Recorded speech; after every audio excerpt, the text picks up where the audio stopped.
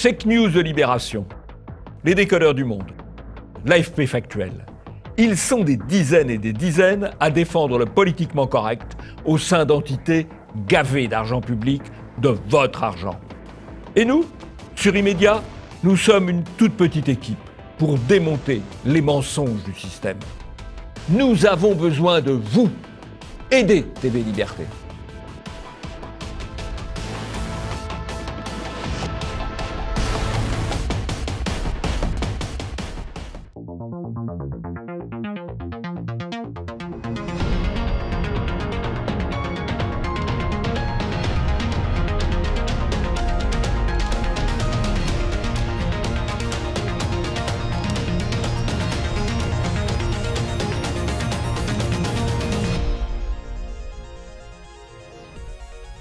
Bonjour à tous et bienvenue dans ce nouveau numéro d'Immédiat, l'émission de TV Liberté qui décrypte la propagande médiatique. Bonjour Jean-Yves. Bonjour Nicolas. Au sommaire, aujourd'hui, nous reviendrons d'abord sur cette vidéo improbable d'Emmanuel Macron avec les deux youtubeurs McFly et Carlito. Nous analyserons ensuite l'énorme bobard des médias qui nous ont assuré pendant des mois que le virus à l'origine du Covid-19 ne pouvait pas venir du laboratoire de virologie de Wuhan. Puis nous reviendrons sur l'actualité médiatique de la semaine dans notre traditionnelle revue de presse. Et enfin, nous vous parlerons gros sous en vous révélant des chiffres très bien gardés, ceux des aides publiques à la presse. Immédiat numéro 350, c'est parti.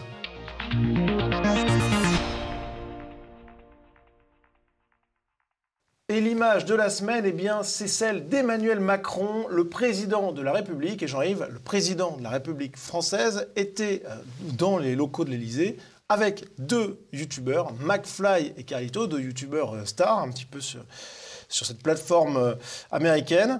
Alors Jean-Yves, eh bien, ils ont eu ce qu'on appelle un concours d'anecdotes l'un contre l'autre, avec un gage pour le perdant, sauf que les deux ont été à égalité. Du coup, les deux gages seront appliqué. Et en l'occurrence, celui d'Emmanuel Macron, eh bien, ce sera de faire son prochain grand discours présidentiel avec sur son bureau les portraits des deux youtubeurs. Voilà, alors c'est intéressant à de nombreux types. Bon, d'abord, Macron a joué l'adolescent quadragénaire avec les deux youtubeurs faisant des pirouettes, faisant des grimaces. Bon, mais qu'est-ce que c'est d'abord? C'est une opération de communication croisée. De communication croisée, parce qu'il y a un certain nombre de gens qui connaissent Macron, mais qui ne connaissent pas les youtubeurs. Donc, ils vont les connaître par cet intermédiaire. Et il y a un certain nombre de gens, ça va peut-être paraître bizarre, notamment parmi les jeunes, les gens qui suivent Carlito et McFly. Les 8-30 ans, les 8-35 ans, ou 12-30 ans, 12-35 ans. C'est vrai que dès 8 ans, les jeunes regardent des youtubeurs maintenant. Qui ne connaissent pas Macron, et donc qui ont découvert Macron, qu'ils ont dû trouver plutôt décontracté, on va dire. Voilà. Bon, donc c'est une opération de communication croisée. Ça a l'apparence de la transgression, mais ce n'est pas de la transgression, parce que ce qui aurait été la transgression, c'est de maintenir une certaine distance, et non pas de la jouer copain, un petit copinage un peu forcé, parce qu'évidemment, tout ça a été monté et scénarisé, il n'y a pas grand-chose de spontané, mais c'est une opération de com, tout simplement, de campagne électorale. Hein. Oui, voilà, faut pas dire autre chose. C'est un petit peu le regard des médias. Hein. Alors, il y a une fascination générale sur cette opération-là, dans les médias, qui en ont énormément parlé. Et puis, globalement, on parle... Par exemple, on a Le Monde, dans une chronique, qui parle d'un joli coup marketing. Marianne, qui parle d'une opération séduction 2.0 auprès des jeunes. Le Figaro, qui est beaucoup plus critique, qui donne la parole à Mathieu Slama, qui déclare qu'il s'agit d'une vidéo qui ne fait honneur ni à la politique, ni aux influenceurs, ni à la jeunesse, en parlant d'une vidéo rabaissante et vulgaire. On a Présent, qui fait sa une, Guignol à l'Élysée. Oui, c'est un assez bon titre. Ouais, c'est un bon titre. Oui, le spectacle de Guignol.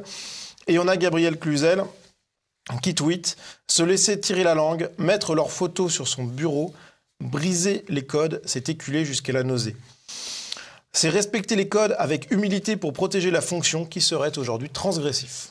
Très bonne expression. Bon, alors les médias là, que vous avez cités sont globalement critique, à part Le Monde qui a un petit côté admiratif sur la performance. Bon,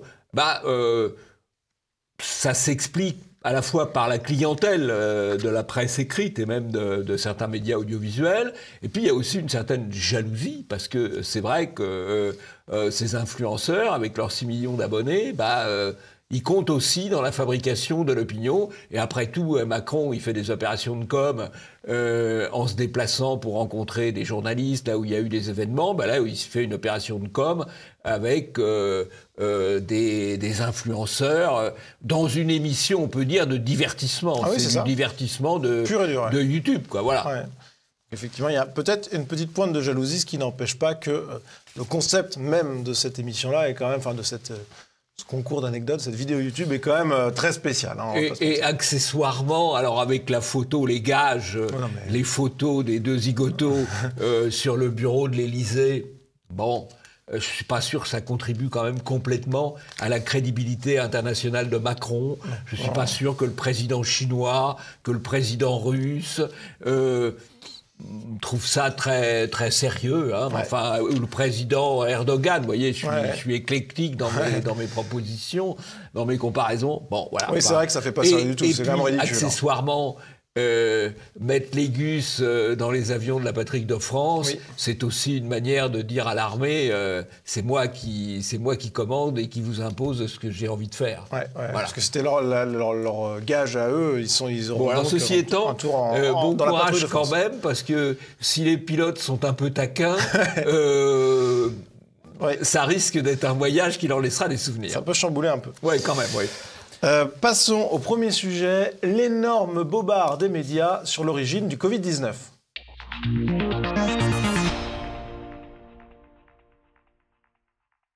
La cérémonie des Bobards d'Or aura lieu le 14 juin prochain. Jean-Yves, vous confirmez, c'est bien au Théâtre du Gymnase. 14 juin prochain, 19h, au Théâtre du Gymnase, absolument. Donc ça va être une belle cérémonie. Des Bobards, il y en a eu. Ça a été en plus un petit peu retardé par le Covid, etc. Néanmoins, ça aura lieu. Et on va présenter à nos téléspectateurs, un peu en exclusivité, un Bobard qui sera présenté dans la catégorie Bobid 19 cette année et qui est dans l'actualité aussi. C'est pour ça qu'on vous en parle. Pendant des semaines, les médias ont répété, qui voulait l'entendre, que l'hypothèse selon laquelle le virus SARS-CoV-2, qui est donc à l'origine du Covid-19, cette hypothèse selon laquelle ce virus serait sorti du laboratoire de Wuhan ou d'un laboratoire en règle générale, c'était une hypothèse complotiste. Voilà le discours médiatique pendant des mois. Finalement, de nombreux experts expliquent aujourd'hui qu'il s'agit d'une possibilité bien réelle. Et Jean-Yves, c'est un peu un retournement de veste général. C'est un retournement de veste général. D'abord, ils étaient imprudents. Il y avait deux hypothèses. Il y avait deux hypothèses. L'hypothèse de l'évolution naturelle et l'hypothèse de la sortie de laboratoire. Il ne fallait pas trancher. Il fallait dire il y a deux hypothèses. Comme, je fais un retour, comme pour l'incendie de Notre-Dame, il y a deux hypothèses. Il y a l'hypothèse accidentelle et il y a l'hypothèse criminelle. Il ne faut pas fermer une hypothèse par rapport à une autre tant qu'on n'a pas suffisamment d'éléments. Or, c'est ce que les médias font. Très vite, ils le font en diabolisant ceux qui évoquent l'hypothèse. On diabolise une hypothèse. Nous avons évoqué le sujet, vous vous en souvenez, il y a plus d'un an, il y a 15 mois. On l'a évoqué dès le mois de mars. Mais on l'a évoqué comme hypothèse. On n'a pas dit « il est sorti du laboratoire, le virus ». Non, on a dit « ça fait partie des choses qu'il faut regarder, le doute, le questionnement ». Les médias, pas de questionnement, il y a la bonne solution. Et il y a les méchants complotistes. C'est exactement ça, parce qu'il y a eu la diabolisation par l'accusation de complotisme, avec notamment un sondage très commenté par la fondation Jean Jaurès et Conspiracy Watch, l'Observatoire du conspirationnisme, donc qui a été repris par BFM, par Nice Matin, par Le Monde, évidemment. Comment le coronavirus est devenu un terrain fertile pour les théories du complot. Voilà. Toujours dans Le Monde, quelques jours plus tard, on a eu cet article des décodeurs, l'étrange obsession d'un quart des Français pour la thèse du virus créé en laboratoire. Donc vous voyez que Le Monde y a été quand même fort. Oui, alors avec des références tout à fait dans le style du Monde. Valérie Gounet, qui est une militante d'extrême gauche. Et membre de l'Observatoire du conspirationnisme. La Fondation Jean Jaurès, l'Observatoire du conspirationnisme. Alors, il faut voir quand même qui est derrière ça.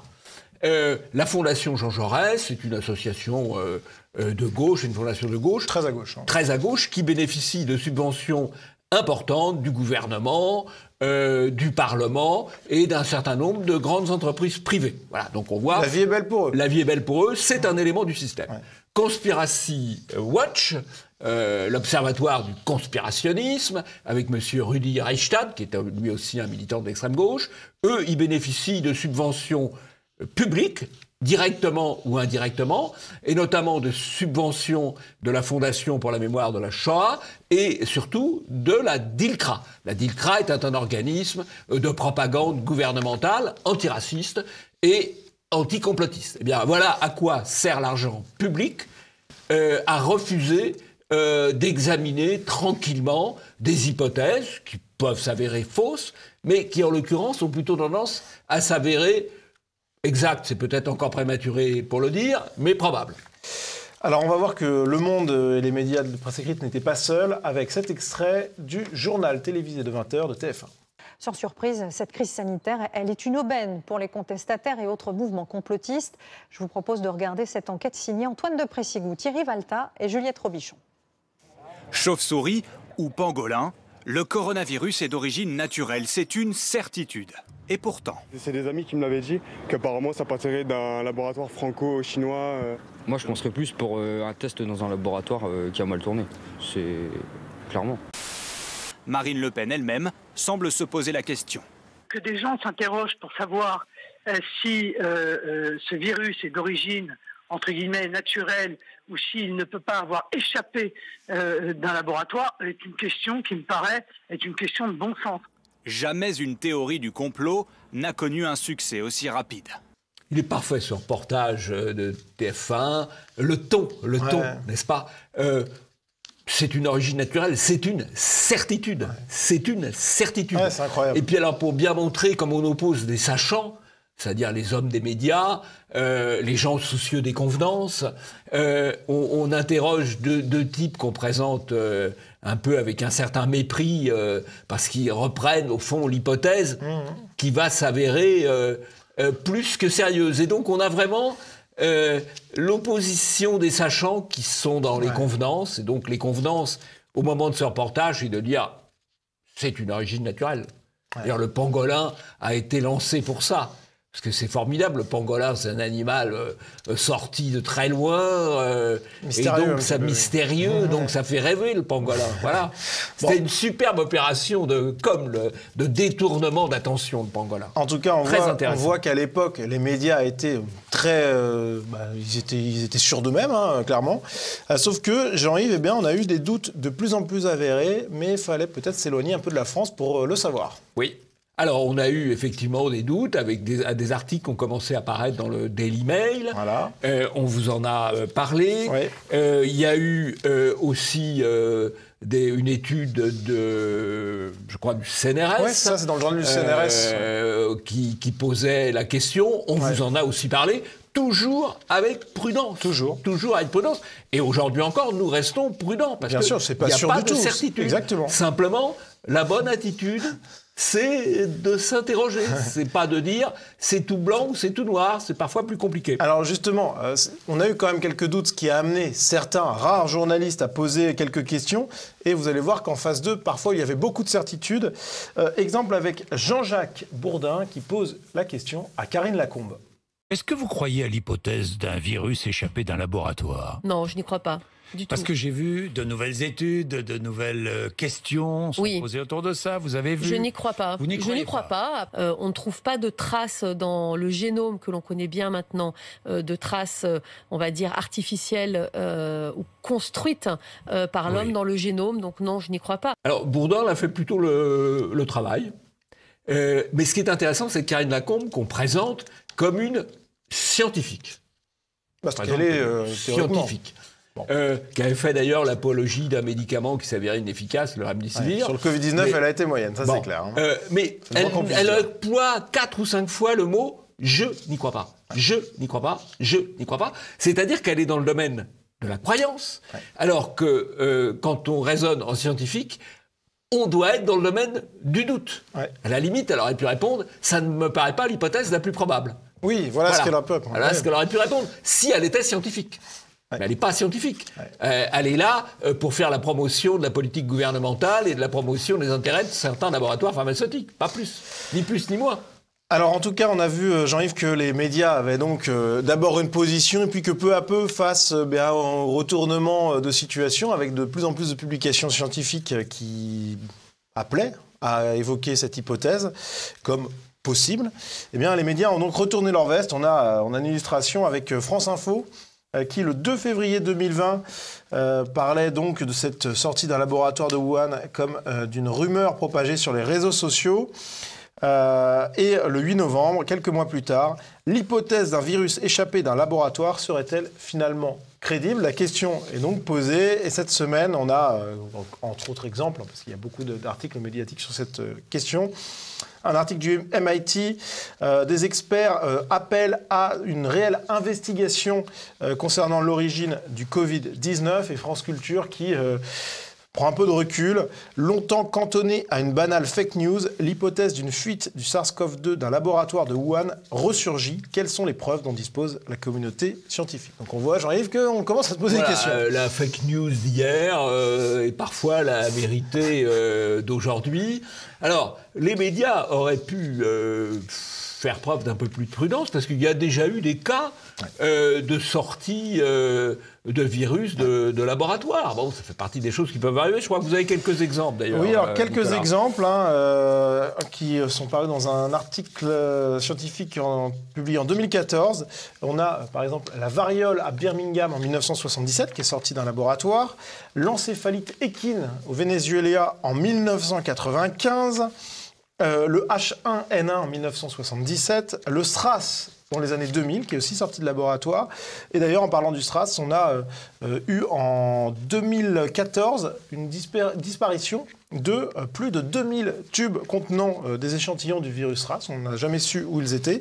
Donc, Jean-Yves, on voit que les sorties de laboratoire, c'est quand même possible, mais les médias n'ont pas cherché. Le vrai travail des médias aurait été d'examiner cette hypothèse sereinement, avec effectivement tout de même ces rappels historiques qui prouvent que ça peut arriver. Exactement. Est-ce que c'est arrivé dans ce cas particulier ou pas?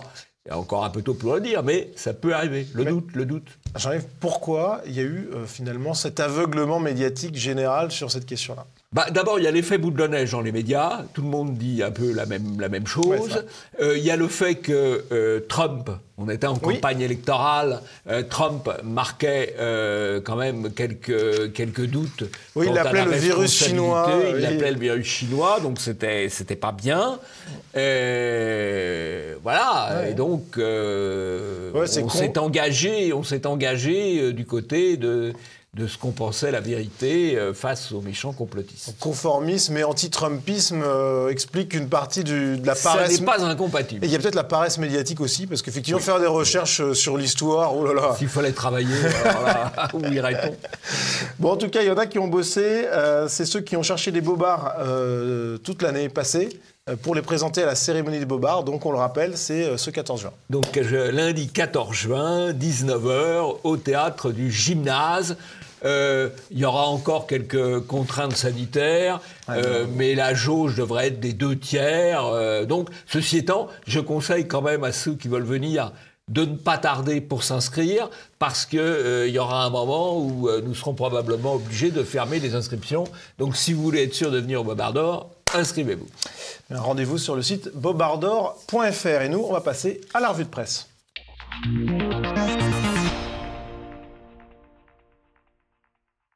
Et pour commencer cette revue de presse, eh bien, Jean-Yves, on va s'intéresser à une attaque concertée ou pas, mais une attaque multiple et simultanée contre le terrorisme d'ultra-droite. Oula.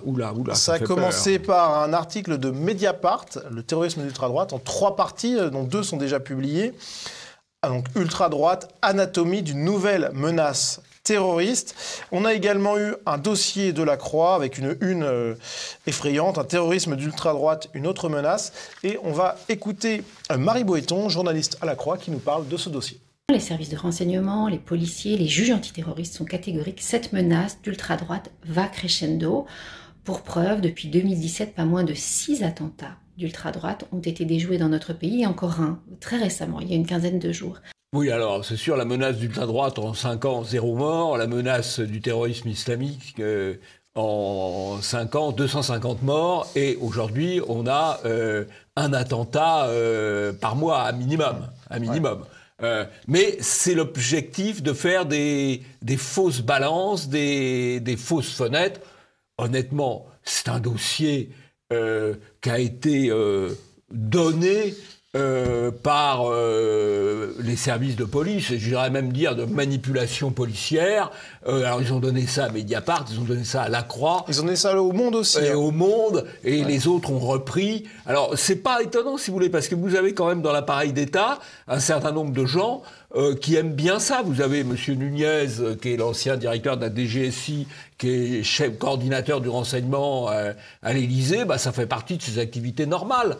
Et même le propre directeur de cabinet de M. Darmanin, Pierre Bousquet de Florian, il a fait une carrière assez étrange. Il a été à la tête de la DST. À l'époque, la DST avait monté un dossier Clearstirm contre Sarkozy. Donc c'est des gens qui aiment bien ça, et la presse aime bien ça aussi, quoi.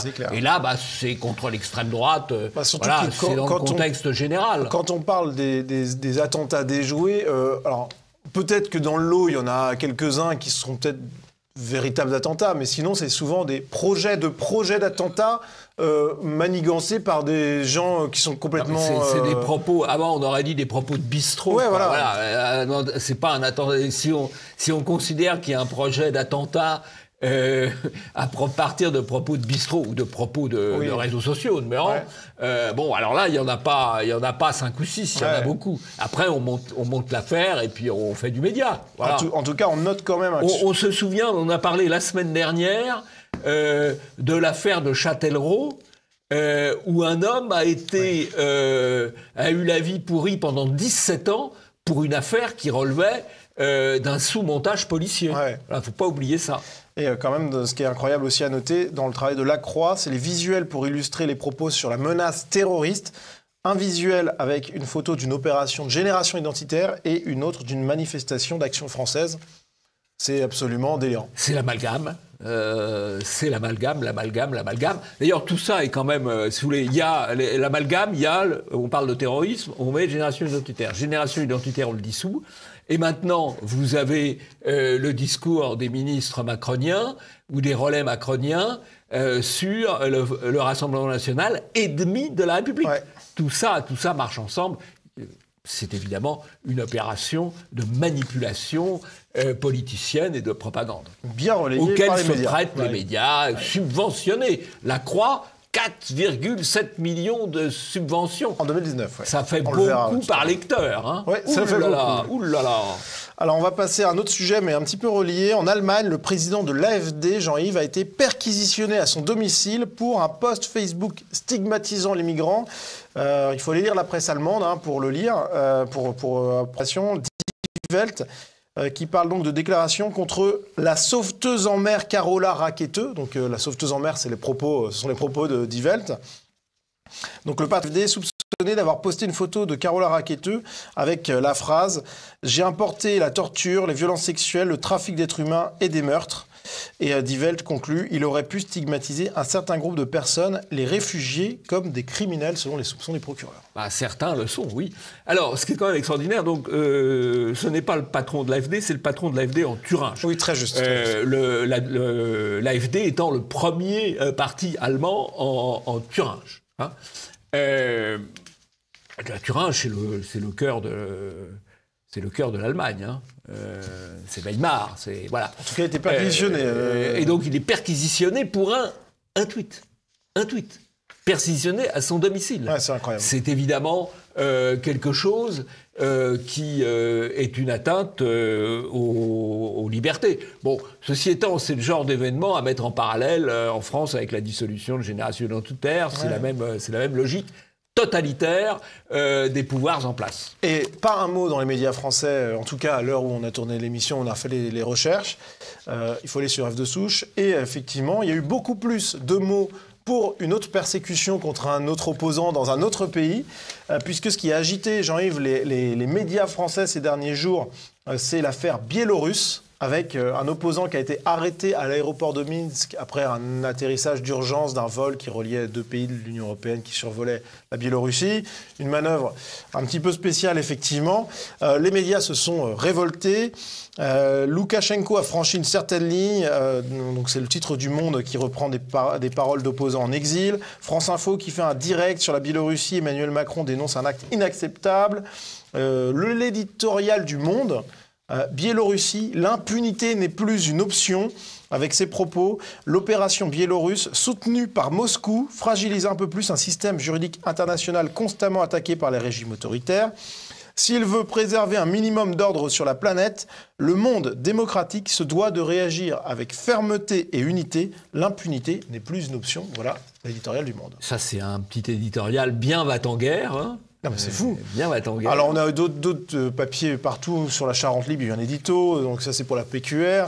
L'opinion libérée Roman Protasevich, qui est l'opposant. Bref, Jean-Yves, ça a été un émoi journalistique total.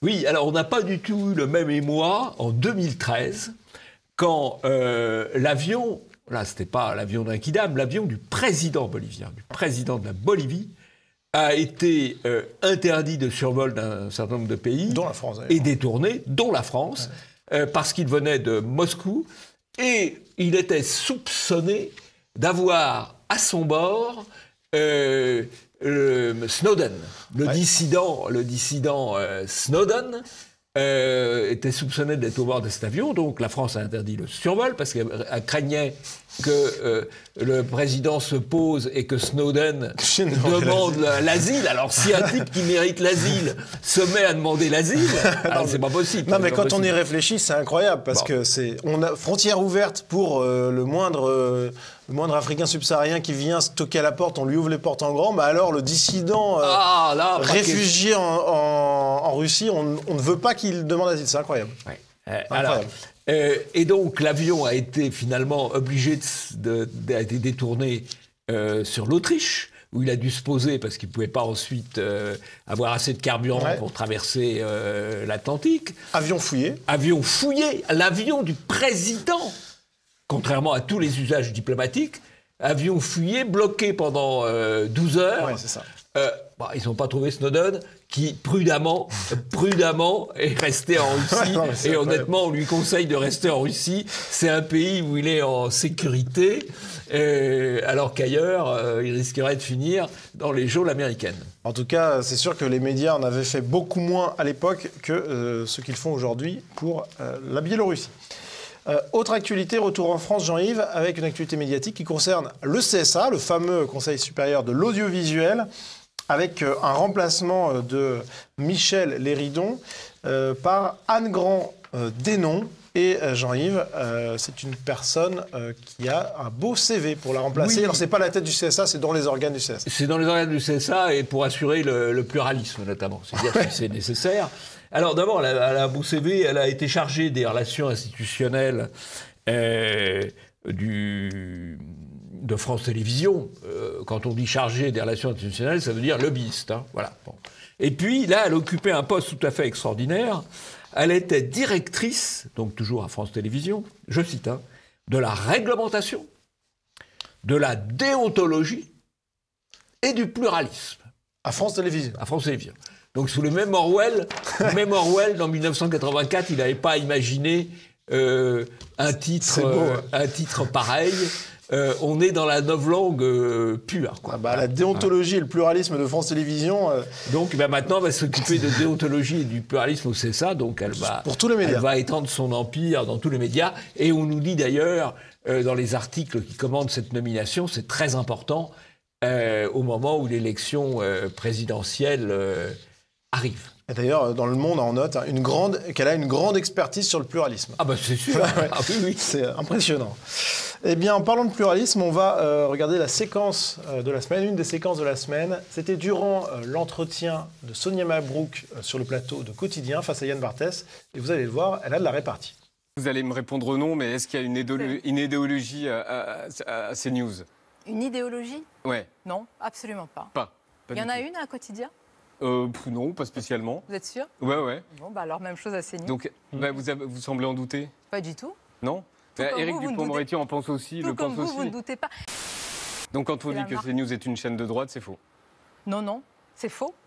Enfin, qu'est-ce qu'une chaîne de droite? Moi, j'ai pas un plateau, je n'ai pas eu à la fois, ce matin encore, à la fois des gens de gauche, de droite. Enfin, c'est une chaîne d'opinion et de débat, ça c'est sûr. Voilà, alors, vous savez qu'est-ce qu'un égoïste? C'est quelqu'un qui ne pense pas à moi. Et qu'est-ce qu'un idéologue? C'est quelqu'un qui ne pense pas comme moi. Ça, c'est la définition de Quotidien. Et Sonia Mabrouk a tout à fait raison. CNews est une chaîne d'opinion au pluriel. Ouais. D'opinion, car il y a des opinions diverses. Alors que la majorité des chaînes sont des chaînes d'opinion, au singulier, oui. D'opinion politiquement correcte. Et quand Yann Barthès dit « il n'y a pas d'idéologie à Quotidien », bon... C'est un beau bobard. Hein. C'est la déconstruction par le dénigrement, globalement, l'idéologie de Quotidien. Voilà. Ouais, et puis sur le plateau de Quotidien. Et ricanement. C'est déconstruction, dénigrement, ricanement. C'est une idéologie. Voilà. Ouais. Bon, en tout cas, il y a parfois un petit peu de pluralisme à Quotidien. De temps en temps, c'est une fois tous les 6 mois, ils invitent quelqu'un qui n'est pas de gauche. Bon, oui. Mais sorti dans un contexte c'est très rare, de dénigrement, quand même. Voilà. Toujours. Hein. Mais Sonia Mabrouk s'est bien défendue. Passons au deuxième sujet, les aides à la presse, pluie d'argent public sur les médias en 2019.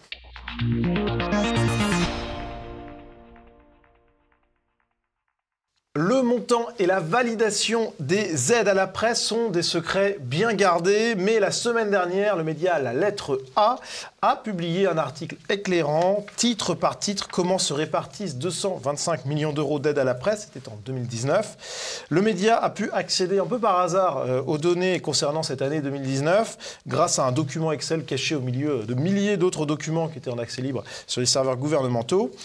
À noter que ces données concernent les aides directes et pas les aides indirectes, qui sont nombreuses. On peut citer par exemple le taux super réduit de TVA, les exonérations sociales, les aides postales ou encore les subventions très importantes à la messagerie de presse Prestalis, qui a d'ailleurs fait faillite l'an dernier. Et Jean-Yves, les chiffres sont édifiants. Et la diffusion par d'autres moyens que les messageries de presse, etc. Donc là, en gros, on a les chiffres, ça représente à peu près 10% du total. Mais ça permet, en ordre de grandeur. Mais on a les chiffres là, donc, de ces aides directes qui sont qu'une toute petite partie du total. Alors c'est assez intéressant parce que tous ces journaux sont la propriété de milliardaires. On va énumérer. Le Parisien, 13,6 millions d'euros de subventions. Propriétaire, Arnaud, LVMH, une des principales fortunes françaises et mondiales. Le Figaro, 6,6 millions d'euros, famille Dassault, une des grandes fortunes. Libération, 5,9 millions d'euros, Drahi, encore un milliardaire. Le Monde, 5-6 millions d'euros, là on tombe dans le groupe Pigasse, Niel, et on retombe sur des milliardaires. La Croix, 4-7 millions d'euros, alors c'est le groupe Bayard, là c'est un peu moins évident. On arrive sur l'Humanité, 3,3 millions d'euros. Alors là, ça fait beaucoup par lecteur. Plus aidé en... Vous allez dire, l'Humanité, non, il n'y a pas de milliardaire derrière. Eh bien si, il y a Lagardère derrière. Lagardère derrière, donc, vous voyez, on retrouve un milliardaire.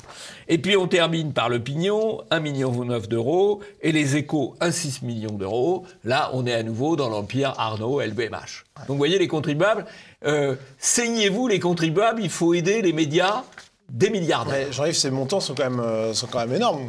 Oui, et ils ne représentent qu'une toute petite partie de la réalité. Alors, il y a quand même un cas qui est hors catégorie, celui de l'AFP.